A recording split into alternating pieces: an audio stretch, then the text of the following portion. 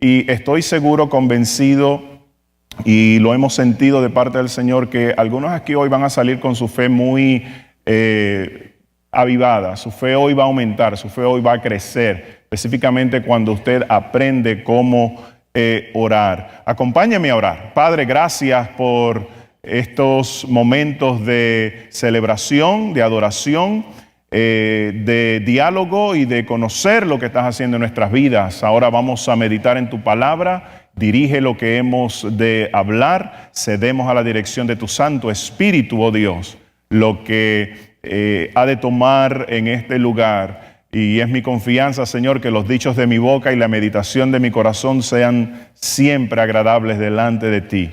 En el nombre de Jesús oramos. Amén y amén.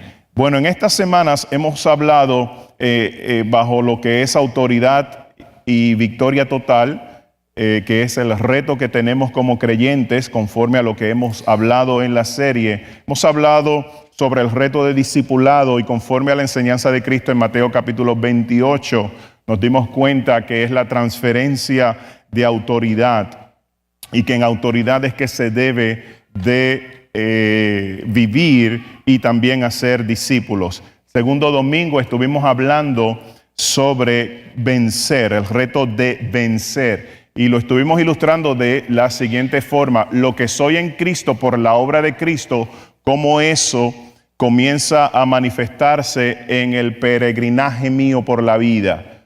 Cómo lo que soy en Cristo toma lugar en mi vida y entonces puedo vivir en victoria según Cristo vivió en victoria. Y el domingo pasado estuvimos hablando el tema de la agenda de Dios en la familia, la agenda del reino en la familia, en donde miramos que seguir la agenda del reino comienza con el temor a Dios desde la figura del hombre, lo que eso hace en la mujer, en los hijos y en la descendencia, que fueron las tres cosas más importantes que estuvimos enumerando, que la gente busca: es su prosperidad, es su relación familiar y desde luego la descendencia que ellos dejan, el legado que dejan a esa descendencia. Entonces vamos a estar hablando la oración basado en nuestro derecho legal, la oración basado en nuestro derecho legal.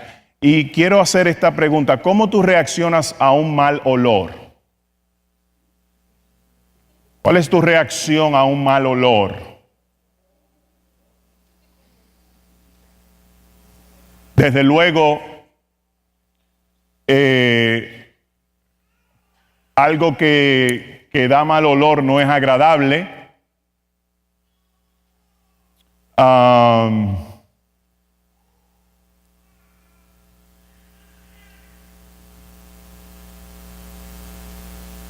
Cuando hay un fuerte olor, buscamos aire.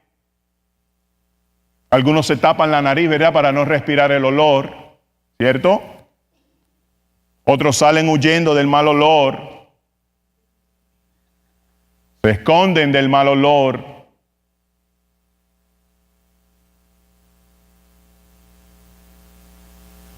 Podemos, ¿verdad?, enumerar un sinnúmero de malos olores. Cuando yo era más joven jugaba mucho básquetbol todos los días. Me casé, ya no jugaba todos los días, pero jugaba con frecuencia. Y llegaba a mi casa con olor a sudor, sudor de hombre. Me acercaba a mi esposa bañado en sudor y ella me rechazaba. Y yo pensaba, pero si estamos apenas recién casados, ¿no se supone que recién casado todo es verdad? En mi país dicen alegría y bomba es. Todo es gozo. No, mal olor, rechazo. Vete a bañarte. El mal olor de la basura. El mal olor de la contaminación. O sea, reaccionamos negativamente al mal olor. Yo recuerdo hace, no sé, tal vez 7, 8 años, quién sabe si 9 años, El pastor Tony y yo tuvimos la oportunidad de dar un viaje a Nicaragua y en Nicaragua nos contactamos con unos misioneros y en ¿verdad? Nuestro recorrido por Nicaragua y conocer un poco de la ciudad, aprender y saber de la obra misionera que ellos estaban llevando a cabo allá en Nicaragua. En uno de los viajes fuimos a un lugar que ellos específicamente nos dijeron, queremos que vayan a ver este lugar. Se llama La Chureca en Nicaragua. Y allí es prácticamente el basurero nacional.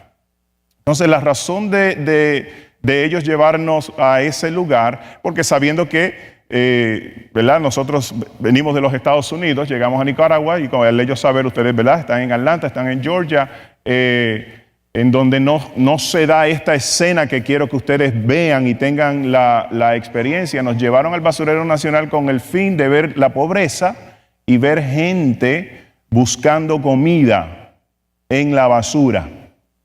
Niños, hombres, mujeres, familias, aún casas en ese lugar.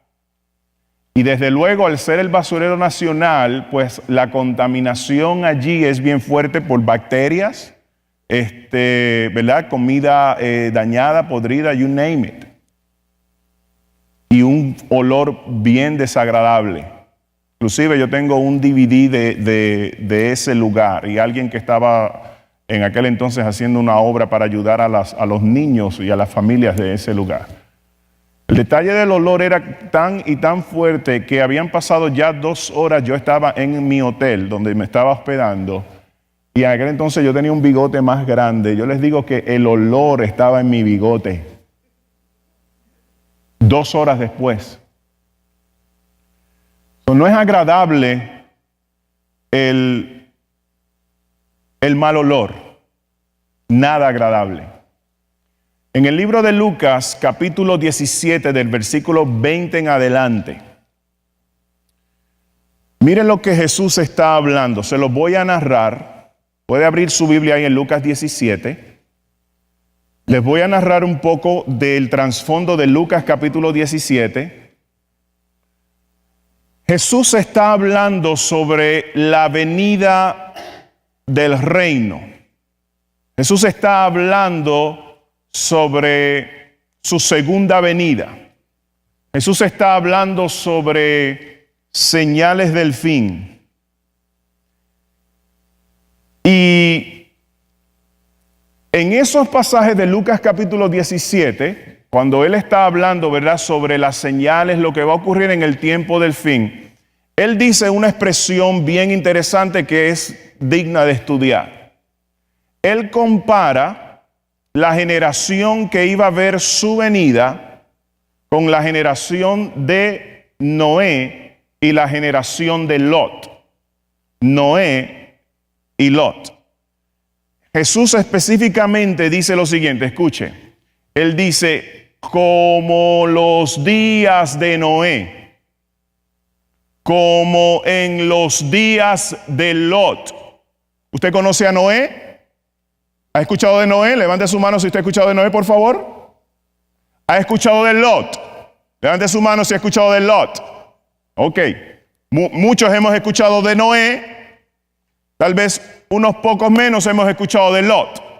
Pero en Lucas capítulo 17, del versículo 20 en adelante, Jesús trae a Noé y trae a Lot. Y él dice que su venida iba a ser como en los días de Noé, como en los días de Lot. Los días de Noé y los días de Lot. Ambas generaciones tienen 400 años de diferencia. ¿Ok? Hay 400 años de diferencia entre Noé y hay 400 años de diferencia entre Lot. Ahora, una vez más, a pesar de 400 años de diferencia entre una generación y esta otra generación, Jesús está diciendo en Lucas capítulo 17 del versículo 20 en adelante, hablando sobre el tiempo de su venida, de su regreso. Él está hablando, mi venida, mi regreso va a ser como en los días de Noé y como en los días de Lot. Ahora, a pesar de 400 años de diferencia, ¿qué en común tenían estas dos generaciones? ¿Qué en común había en esas dos generaciones? ¿Qué en común había en tiempos de Noé y luego de 400 años? ¿Qué en común había en tiempos de Lot? Y se resume en esta palabra. Se me fue.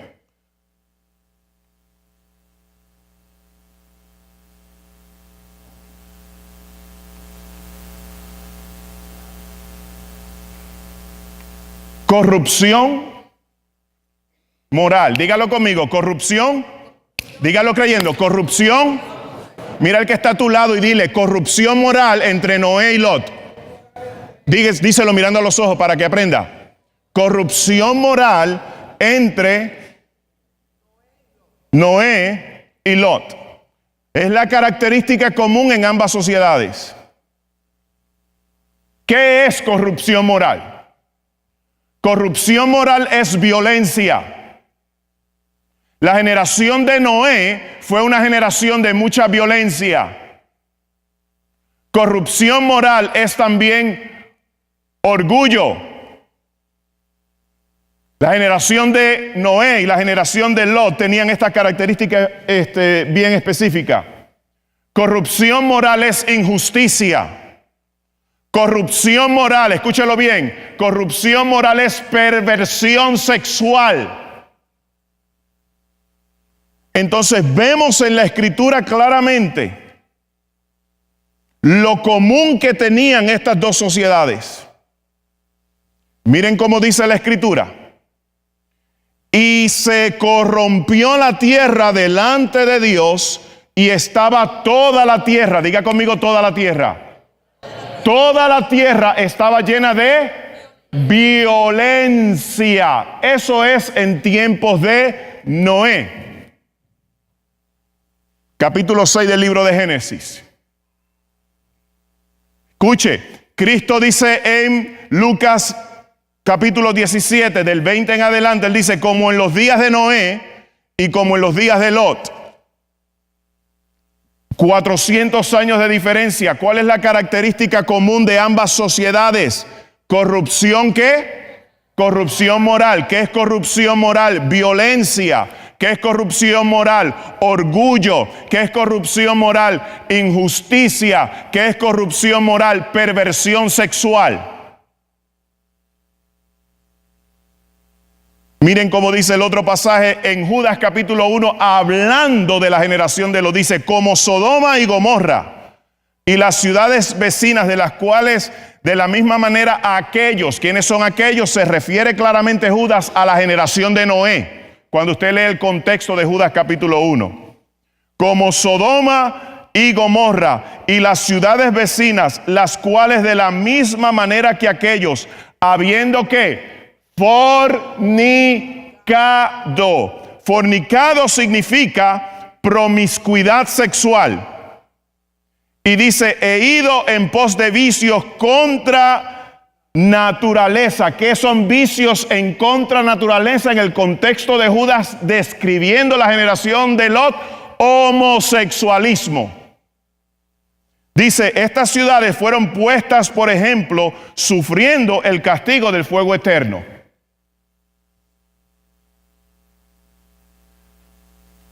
En el Nuevo Testamento, Pablo le está hablando a Timoteo, su carta personal a un joven pastor llamado Timoteo, le habla sobre lo que va a hacer la generación del último tiempo. La generación del último tiempo. La generación del último tiempo es la misma generación, o la conducta, la actitud de la misma generación que Jesús está describiendo en Lucas capítulo 17. Voy a resumir esto para que me entienda la línea de pensamiento. Jesús dice, como en los días de Lot, como en los días de Noé. Vimos cómo Génesis capítulo 6 versículo 11 describe la generación de Noé, violenta, Luego Judas capítulo 1 versículo 7 nos está diciendo cómo era la generación de Lot. ¿Ok? Ahora Jesús está diciendo, mi venida va a ser como esos días. Está hablando de un tiempo que es futuro. ¿Está conmigo? Entonces ahora Pablo, hablando del tiempo futuro, conforme Cristo habló, ahora Pablo le dice a Timoteo, proféticamente le habla de la conducta y le habla de la característica del tiempo del fin. Y dice lo siguiente, también debes saber esto, que en los postreros días, diga conmigo postreros días. Eso es lo que Cristo estuvo hablando en Lucas capítulo 17. Dice, vendrán tiempos peligrosos, porque habrá hombres amadores de sí mismos, orgullo, ávaros, vanagloriosos, soberbios, blasfemos, desobedientes a los padres, ingratos, impíos, sin afecto natural, implacables, calumniadores, intemperamentales, crueles, aborrecedores de lo bueno, traidores, impetuosos, infatuados, amadores de los deleites, más que de Dios. Pregunto, ¿quién quiere vivir en este tipo de sociedad?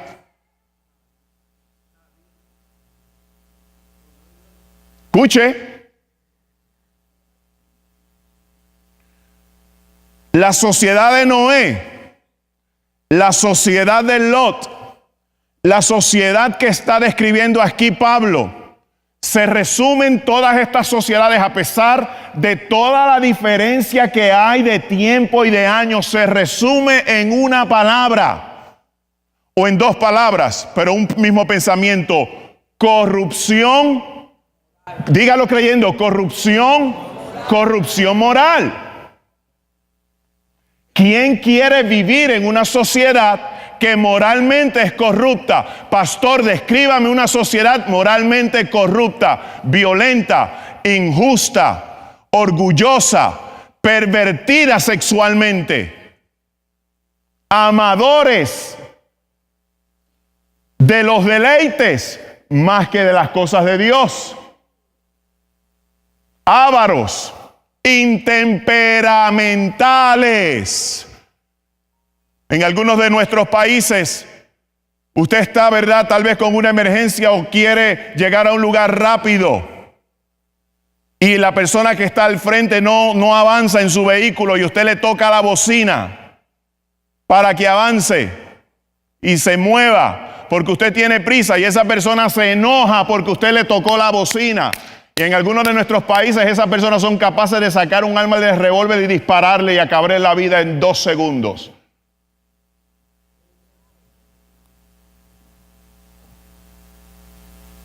¿Quién quiere vivir en una sociedad con esas características? Cristo dice, mi retorno, mi venida, mi reino será en un tiempo de gran corrupción moral que envuelve hasta depravación sexual a tal nivel que el hombre o la mujer son capaces de ir en contra de su propia naturaleza. Conforme inclusive Pablo habla en el libro de Romanos capítulo 1. Decadencia moral. Entonces, los días de Noé, los días de Lot, corrupción moral, y el tiempo del fin también es un tiempo de corrupción moral. Luego que Jesús dice esto, Él dice otras palabras y mire lo que Él dice. En su retorno, Él dice lo siguiente: 2 personas estarán durmiendo, posiblemente un matrimonio. 2 personas estarán juntos en la cama durmiendo. Mire lo que dice Jesús. En mi venida, dice, el uno será tomado y el otro será dejado. ¿Lo ha leído? En mi venida, Alguien va a ser raptado y alguien va a ser dejado. Alguien va a ser tomado, alguien va a ser dejado. Dice, 2 mujeres estarán moliendo en el molino. La una será tomada, la otra será dejada. 2 personas irán caminando por el camino. El uno será tomado y el otro será dejado. Ahora, los discípulos, al final del capítulo 17 del libro de Lucas, miren la pregunta interesante que los discípulos le hacen a Jesús. Luego que Jesús habla de todas estas señales y habla de la generación de Lot y la generación de Noé y de otras cosas que él habla ahí en ese capítulo, usted lo va a leer luego en su casa. Al final del capítulo, los discípulos le hacen una pregunta bien interesante a Jesús y le hacen una pregunta bien específica. La pregunta específica que le hacen es la siguiente: ¿dónde? ¿Dónde? ¿Dónde será esto? Miren la respuesta de Jesús. Los discípulos le preguntaron, ¿dónde sucederá esto, Señor? Jesús les contestó, así como los buitres, cuando se juntan, indican que hay un cadáver cerca, de la misma manera, esas señales revelan que el fin está cerca. De la misma manera que los buitres, ¿usted ha visto los buitres? ¿Verdad que sí? Las aves de rapiña las ha visto, ¿verdad?, en acción. Claramente Jesús dice, así como los buitres se juntan, indican que hay un ¿qué? ¿Un cuerpo qué? Si hay un cuerpo muerto, hay pudrición, ¿verdad que sí? Si hay pudrición, hay corrupción de órgano vivo, ¿verdad que sí? Si hay corrupción de tejido, porque hay un cadáver cerca, hay ¿qué? Mal olor. Miren cómo los buitres se juntan alrededor de un cadáver. Está podrido, pero ellos están ahí. Entonces, claramente, miren esto, amados, qué interesante. Claramente, yo con el favor de Dios necesito terminar esta prédica en 15 minutos. Claramente, escuche, claramente Jesús está hablando donde tú veas pudrición social, donde tú veas corrupción generacional, donde tú miras y sientes un mal olor en la sociedad, eso indica que mi tiempo está ¿qué? Cerca.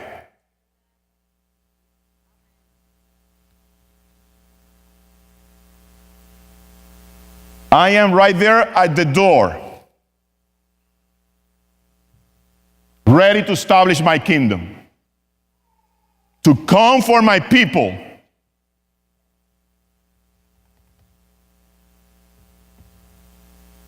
And get them back to me.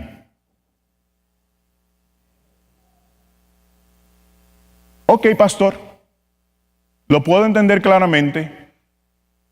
¿Qué debo de hacer? ¿Qué debe de hacer la iglesia? ¿Qué debo de hacer yo como hombre individualmente hablando? ¿Qué debe hacer mi esposa como mujer individualmente hablando? ¿Qué deben hacer mis hijos, mis hijas? ¿Cuál debe ser el comportamiento de ellos? Si seguimos la cronología de narración que lleva Lucas, si hay un capítulo 17, hay también un capítulo ¿qué? 18, ¿verdad que sí? Si seguimos y unimos, ¿verdad?, lo que terminó Lucas capítulo 17 y comenzamos a unirlo a Lucas capítulo 18, nos damos cuenta que Jesús ahora en el capítulo 18 les va a dar a sus discípulos una parábola. Una parábola, para los que no conocen el término, una parábola es una historia. Jesús les va a narrar a ellos, ahora en el capítulo 18, una historia. Y antes de narrar la parábola o narrar la historia, Él les da a ellos la razón de la historia. Y quiero aclarar algo aquí muy importante. Cuando Jesús normalmente narraba una parábola, Él no explicaba la razón de la parábola, Él simplemente la hablaba. El reino de los cielos es como un hombre que salió a buscar un gran tesoro. Bueno, inclusive en el libro de Mateo capítulo 13, Jesús está hablando, toda la prédica de Jesús en esa tarde fue historias, parábolas. Ahora, las palabras son historias que la gente no entiende necesariamente el significado de la parábola, al menos que el maestro se la explique. Es una historia que no tiene explicación, pero el fin de la parábola es traer una verdad espiritual. Ese es el fin de la parábola. Es una historia que trae una verdad espiritual. Y en la narración de la historia, el que está hablando la historia no explica lo que significa la historia. Eso es lo que está ocurriendo en el libro de Mateo, capítulo 13, que Jesús, miren esto, Jesús posiblemente llevaba 90 minutos hablando en parábolas. Una parábola tras otra, una tras otra, una tras otra. Y al final los discípulos como que se cansaron, pero trae algo que haga sentido. Trae algo que nosotros podamos entender y que la gente pueda entender, porque si la gente no entiende se va a ir y nosotros queremos tener la multitud. Y le preguntan, miren esto, le preguntan, ¿por qué razón les hablas en parábolas? ¿Saben lo que Jesús les dice? Porque a ellos no les es dado conocer los misterios del reino, pero a ustedes sí.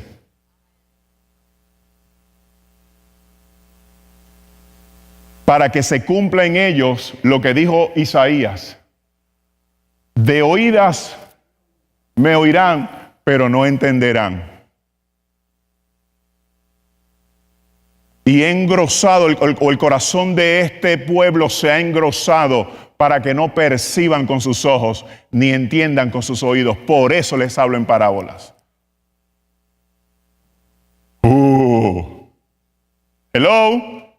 Hello. Pero a ustedes les he dado a conocer los misterios del reino. Luego ellos tuvieron una reunión en familia, ahí en casa de uno de ellos, y Jesús les empezó a explicar las parábolas. El sembrador salió a sembrar. ¿Y qué es esto? Pues el sembrador es el que siembra la semilla, y la semilla es la palabra. Y le explicó las parábolas. ¿Lo ha leído, verdad que sí? Ok, muy bien. Ahora, volvemos entonces al libro de Lucas capítulo 18, en donde Jesús a sus discípulos les va a hablar una parábola, pero antes de explicarle la parábola, les da la razón por la cual les va a hablar esta parábola. ¿Me entendió, amado? ¿Me entendió? Entonces, miren cuál es la razón de la parábola. También les refirió Jesús una parábola sobre la necesidad de orar, ¿qué?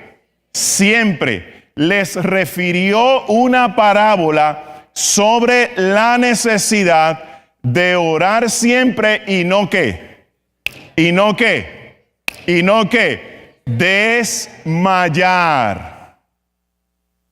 Jesús presenta la oración como una necesidad para no desmayar. En otras palabras, mantenerse a flote ante la pudrición social. Mantenernos a flote ante o al frente del mal olor que hay en nuestra sociedad. ¿Me sigue, iglesia? Ahora, recuerde, estamos uniendo las señales del fin de Mateo 17 al Lucas 17 y Lucas capítulo 18. Porque Lucas capítulo 18 nos va a decir en esta tarde, o va a traer el reto delante de nosotros en esta tarde, cuál tiene que ser la conducta, la actitud, el comportamiento del creyente ante la pudrición social, ante la corrupción social. De eso se trata la parábola. Si hay un cadáver, si hay mal olor, ¿qué yo tengo que hacer, Cristo? ¿Dónde va a ocurrir esto? ¿Cuándo va a ocurrir esto? Como se juntan los buitres alrededor de un cadáver, así va a ser el tiempo del fin. Entonces, ¿qué yo tengo que hacer? Ahora te voy a hablar una parábola para que sepas lo que tienes que hacer. Amén. Para que delante de la pudrición te mantengas a flote.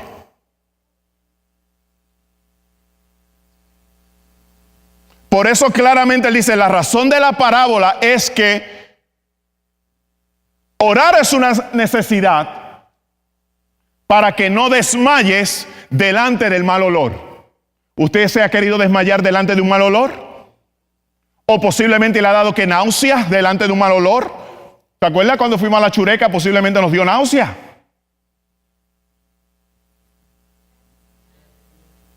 ¿Está conmigo, iglesia?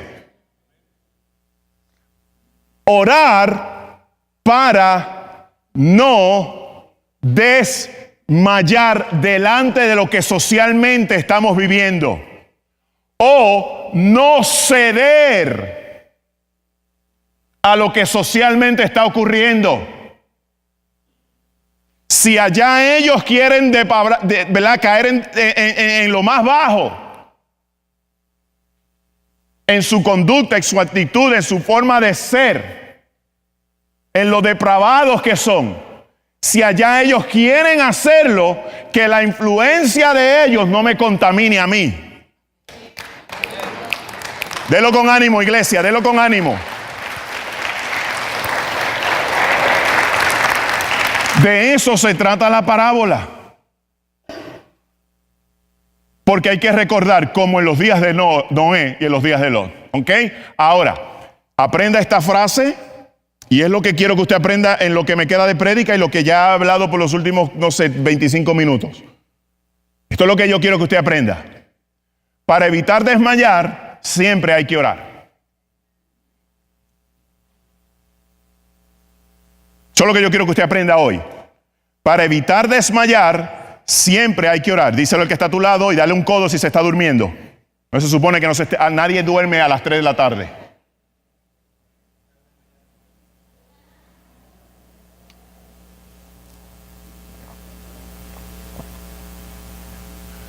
Para evitar desmayar, siempre hay que orar. Ahora, pastor, ¿qué es desmayar? Desmayar es renunciar. Mucha gente renuncia a su fe en Cristo. Mucha gente abandona la fe en Cristo. Bueno, en los postreros días muchos apostatarán de la fe. ¿Sabe lo que es apostatar? Renegar la fe. Para renegar la fe hay que estar en la fe.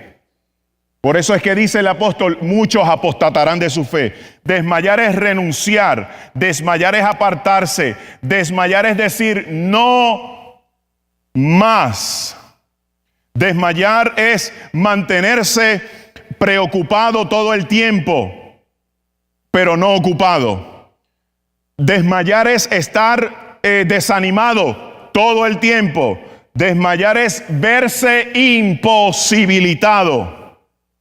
Entonces la gente desmaya porque las circunstancias indican una situación incómoda. Tan cargada puede ser una situación incómoda que les asfixia. Como estuvo diciendo aquí el hermano cuando estaba en sus planes de mudarse de su tierra a venir a este estado, en un momento dado estaba preocupado, tenso, dijo él, y ansioso a tal nivel que le dio un ataque de pánico que no podía respirar bien. ¿Se acuerda de que él lo habló? Ahora, un dato bien curioso. Los dos hermanos, el hermano Francisco y el hermano Joel, ambos, cuando traen un pasaje bíblico a compartir con la iglesia durante el tiempo de adoración, ambos citaron el libro de Filipenses. Uno el capítulo 1 y el otro el capítulo 4. Lo tenemos de tarea leer el libro de Filipenses. Son 4 capítulos, los puede leer en 10 minutos. Y si no entiende lo que leyó, pregúntele a alguien que sabe. Amén. ¿Está conmigo? Entonces, la gente desmaya porque las circunstancias indican una situación incómoda tan cargada que les asfixia, como lo es el mal olor. Uy, me asfixio. Entonces, Cristo quería enseñar cuando la situación social es podrida, que te asfixia, tienes que mantenerte a flote, orando para que no desmayes. Entonces, ya voy a terminar. Espiritualmente hablando, tú sabes que estás venciendo porque estás respirando aire puro. Aliento de Dios. Usted ha escuchado el aliento de Dios, ¿verdad? La canción o el tema, no sé, aliento de Dios. Voy a repetir eso.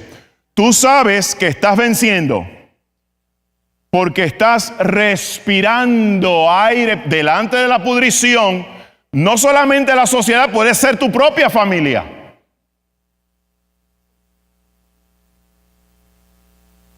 Hay gente en la familia que está corrompida. El esposo es un adúltero. Los hijos no obedecen. Los hijos están en vicios. Los hijos están en gangas.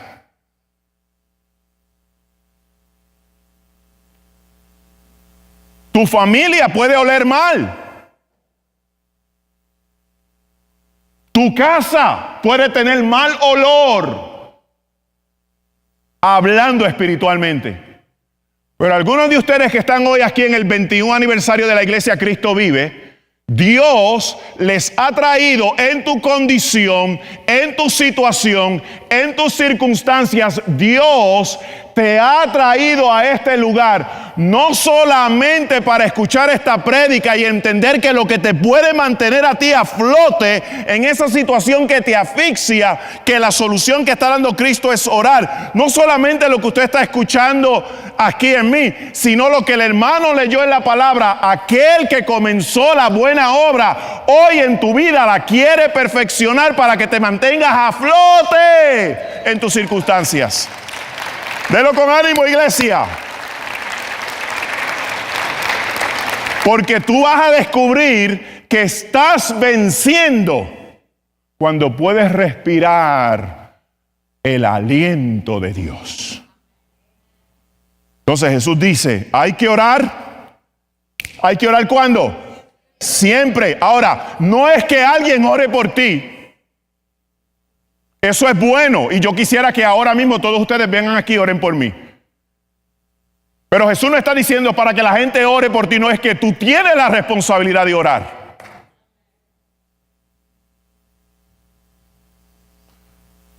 Entonces, ¿cuándo es que nos damos cuenta, verdad, que una vez más que estamos bien? Es porque todo se ve mal, pero tengo esperanza.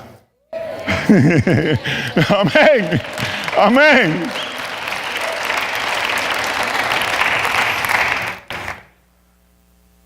Entonces Jesús quiere que la oración sea tu estilo de vida a tal magnitud y a tal nivel que sea como respirar.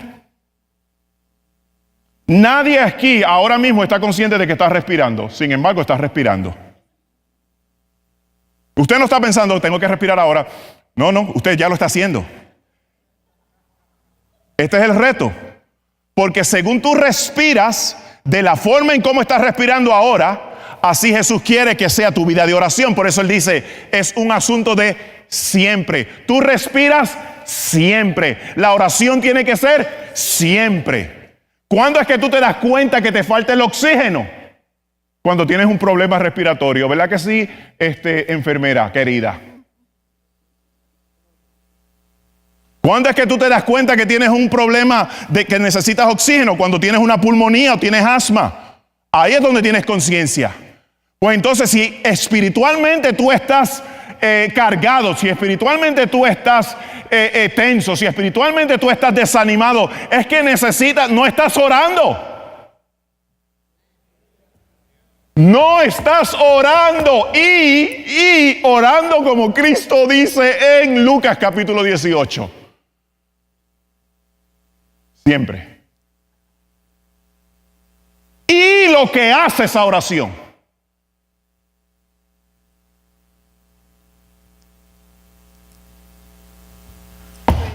Jesus, help us. Help us.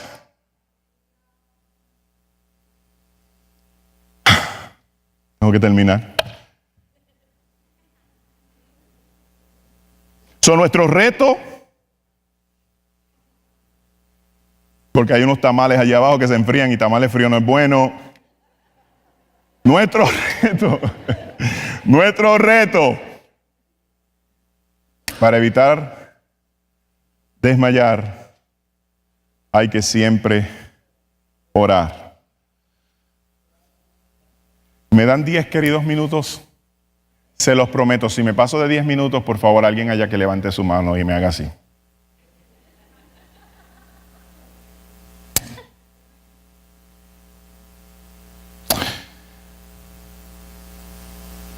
Orar es contacto constante con Dios.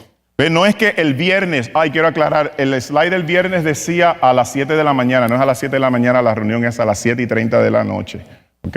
Pues si usted llegaba aquí a las 7 de la mañana y dice, ¿pero qué pasó? Vino Cristo y no hay nadie. Me quedé, el uno fue tomado y yo me quedé pegado. Ok, a las 7:30, vamos a tener un glorioso tiempo el viernes. Entonces, contacto constante con Dios. ¿Ok? Entonces, aunque el programa es bueno, no se trata del programa. Es tu vida, tu estilo de vida. ¿Ok? Ahora, se los prometo, Dios me es testigo. Voy a terminar en 9 minutos. Ahora Jesús les dice la historia. Mire la historia, rapidito, escuche bien. Dice, había en una ciudad un juez que ni temía a Dios ni respetaba a hombre. Esa es la historia. Había un juez. Entonces Jesús dice también que en esa historia, dice, había también en aquella ciudad una viuda, diga conmigo viuda, la cual venía a él y le decía, hazme justicia de mi adversario. Y él no quiso por un tiempo. Pero después de esto, después dijo dentro de sí, aunque ni temo a Dios y no tengo respeto a hombre, sin embargo, porque esta viuda me es molesta, le haré justicia, no sea que viniendo de continuo me agote la paciencia. ¿Ok? Póngase de pie.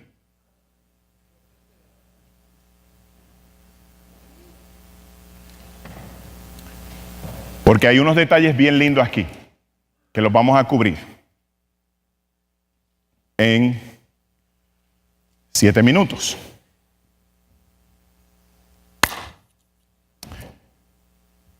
Jesús dice lo siguiente, había un juez. El juez era el responsable de cumplir la ley que favorecía a la sociedad. Pero eso era un juez corrupto, porque dice claramente, delante de una sociedad que tenía la ley de Dios, ese juez dice, no temía ni a Dios, porque Dios es el que le dio al pueblo su ley, ni temía a ningún hombre. En otras palabras, el juez hacía lo que bien le parecía. Ese es el carácter del juez. ¿Verdad que nos da a entender que era un juez que tenía mal olor? Corrupto, ¿verdad que sí? Ok. Ahora, intencionalmente, y esto es los detalles, ¿por qué Jesús no dijo un hombre? ¿Por qué en la historia Jesús no dijo, y había un hombre que venía delante del juez y le solicitaba, hazme justicia? ¿Por qué Jesús no utilizó inclusive a uno de sus discípulos en la historia? Jesús utilizó a una mujer y más específico a una viuda. Diga conmigo, viuda. Las viudas eran las personas más débiles en la sociedad. ¿Débiles en qué sentido? Débiles en esperanza, débiles en capital económico, débiles en que la gente quería aprovecharse de su situación, incluyendo lo que era el quitarle la posible pequeña propiedad que tenía. Escuche, intencionalmente Jesús utilizó la persona más débil en la historia, una viuda. Esa viuda fue persistente. Esa viuda no desmayó. Esa viuda sabía, conocía que la ley le favorecía. Su situación, oiga, su situación delante de la ley le favorecía. Por eso era que ella iba donde el juez y le decía: en mi caso, con este adversario que estoy enfrentando, que posiblemente, ¿verdad? Explicando lo que ocurría en aquella época, posiblemente este adversario me quiere quitar lo poco que yo tengo, se quiere aprovechar de mi condición. Señor juez, hágame justicia. ¿Por qué le tengo que hacer justicia? Muy sencillo, señor juez. Porque la ley de Dios, dada a su pueblo, esa ley me favorece en mi situación. Y usted es la persona en autoridad para hacerme justicia. Es mi derecho legal delante de la ley. Hágame justicia.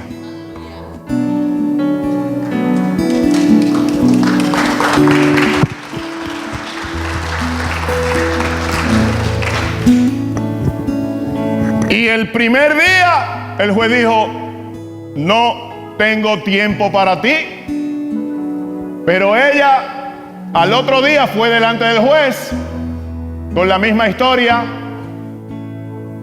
La persona más débil socialmente hablando, las viudas y los huérfanos. Por eso es que hay una encomienda al pueblo de Dios, a la iglesia: tengan cuidado de ellos, las viudas y los huérfanos. Ella volvió delante del juez y como mujer molestó al juez, le cargó la paciencia. ¿Usted, hombre, ha tenido la experiencia de que alguna mujer le ha cargado la paciencia? Perdón, ese no es otro tema, es otro tema. Ese es otro tema para la clase de matrimonio. Amén, amén.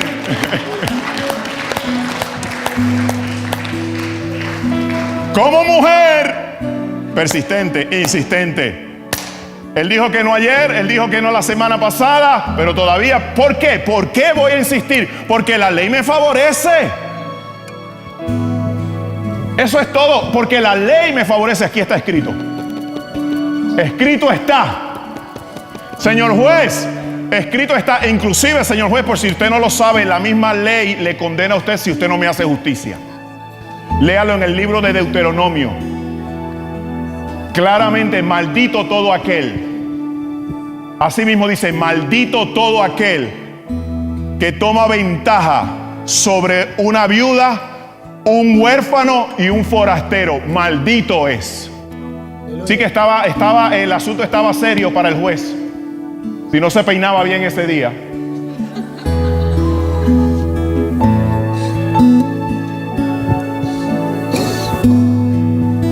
Hazme justicia. Ahora, voy a terminar. Cristo en la parábola dice claramente: escuchen lo que dijo El juez. Discípulos, porque es para ustedes. En el aniversario número 21 es para ustedes. Jesús dice, oigan, así claramente, oigan lo que dijo el juez injusto. Y luego él pregunta y dice, ¿acaso no hará Dios? Jesus. ¿Acaso no hará Dios, que es juez justo sobre toda la tierra? Yes, yes, yes, yes.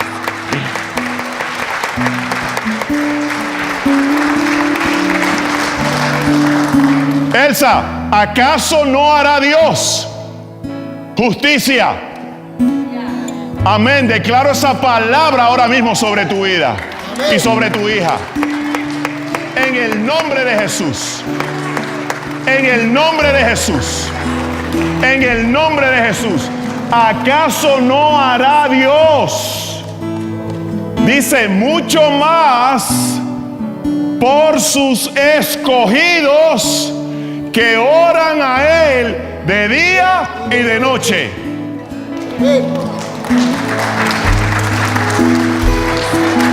Amén. Los escogidos no desmayan. Mire, amado, esto de orar, como dice Cristo, es un asunto de que soy escogido. Y como soy escogido, oiga, como soy escogido, la ley de Dios está a mi favor. Delo con ánimo. Delo con ánimo.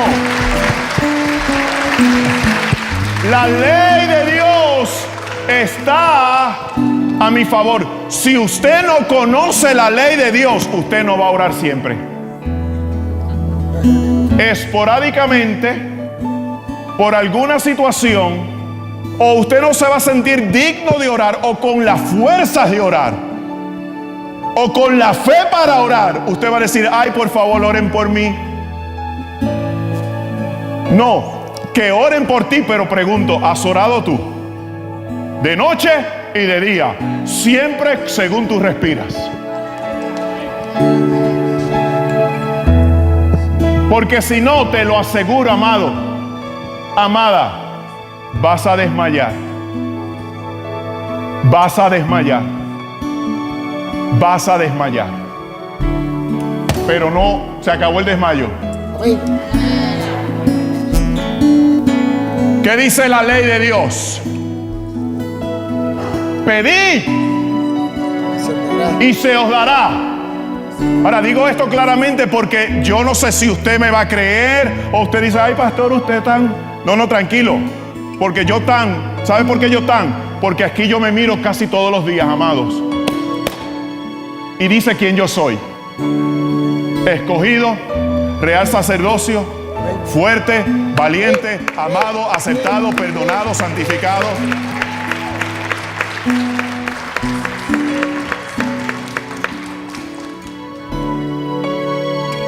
Mira lo que yo hago. Cristo, Espíritu de Dios, ven, acompáñame a orar. Así mismo le digo, ven Espíritu. Porque si yo oro en mi mentalidad y en mi poca fe, pues mi oración no va a tener ningún efecto. Yo le digo al Espíritu de Dios claramente, vente Espíritu de Dios aquí mismo, vente, ayúdate, ven conmigo a orar. Digo, ven, porque sí está escrito, es lo que dice la palabra, es lo que dice la ley tuya, oh Dios, está escrito. Que si hemos de pedir como conviene, no lo sabemos, pero el Espíritu Santo intercede por nosotros con gemidos indecibles. Ven Espíritu, porque la palabra significa se une a orar contigo. Yo le digo, ven Espíritu, venga, vamos a orar. Vamos a orar. Y empiezo a orar. Y entonces le digo al Señor claramente, si un ejemplo, tengo un poco de ansiedad, digo, Espíritu de Dios, ven a orar conmigo. Y le digo al Señor, Padre, tengo ansiedad. Y tu palabra dice, pedid y se os dará. Yo en estos momentos te pido paz. Y no solamente te pido paz, ahora en mi fe, por lo que está escrito, y es tu justicia verdadera, ahora en estos momentos yo recibo tu paz.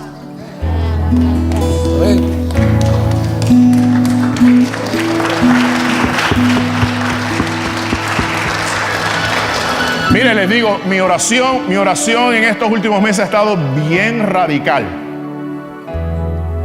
Porque Él me dice, pedid y se os dará. Ahora, yo no le estoy pidiendo un Mercedes, ni una cuenta de banco grande. Eso puede venir por añadidura. Y tal vez para el próximo, el aniversario número 42, usted no me va a ver, no es un Mercedes, un helicóptero descendiendo al parque de la iglesia. Tengo que terminar en Jesucristo. Pero le estoy pidiendo, Señor, tu palabra dice esto y yo recibo.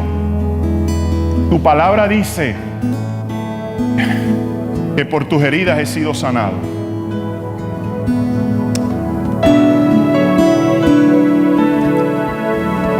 Y yo creo lo que dice tu palabra, es tu ley, tu justicia. Y eso ha creado una diferencia hermosa. Puede ocurrir con tu vida en esta tarde. Puede ocurrir con tu vida.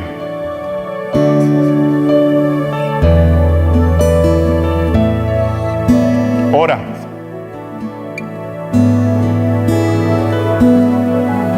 Mírate en la ley de Dios.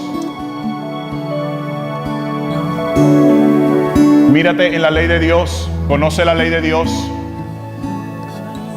Y pide según su ley. En el nombre de Jesús. Vamos a orar. Si Dios te ha hablado, levanta tu mano. En Cristo Jesús.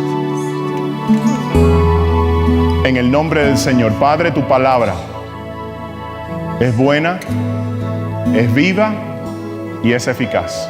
Nuestras manos se levantan al cielo en respuesta a lo que nos has hablado. Hay pudrición alrededor nuestro. Y lo que tú pides de tus seguidores es que oremos siempre para no desmayar o ceder ante la pudrición y corrupción social que estamos viviendo. Y no solamente socialmente como los días de Lot. Aquí hay hogares que están en pudrición, Señor. Aquí hay matrimonios que están en pudrición. Aquí hay personas que están en pudrición. Tú conoces sus corazones. Espíritu de Dios, dales convicción de la necesidad que tienen de buscarte a ti, acercarte a ti, rendirte a ti y servirte a ti con todo el corazón. En el nombre de Jesús. Señor, y oramos para que tu palabra dé fruto en cada corazón en esta tarde. En cada situación, en cada necesidad. Echamos fuera el espíritu de desmayar, Señor. Echamos fuera esa actitud de desmayar, oh Dios. De ceder, Padre, ante las circunstancias, Dios mío. Y oramos, Padre, en el nombre de Jesús, por un avivamiento, un crecimiento, un poder, una autoridad de tu gracia en cada persona aquí presente, oh Dios. Y que esta iglesia, Dios, hoy celebrando este aniversario número 21, crezca, Señor, en poder, crezca en conocimiento de Cristo, crezca en revelación de Cristo, para que entonces sea cumplido. Entonces tú vas a añadir a la iglesia cada día los que han de ser salvos. Y creerán por el amor que hemos de tener los unos por los otros en Cristo Jesús, Señor nuestro. Y la iglesia contenta dice: amén, amén, amén, amén y amén.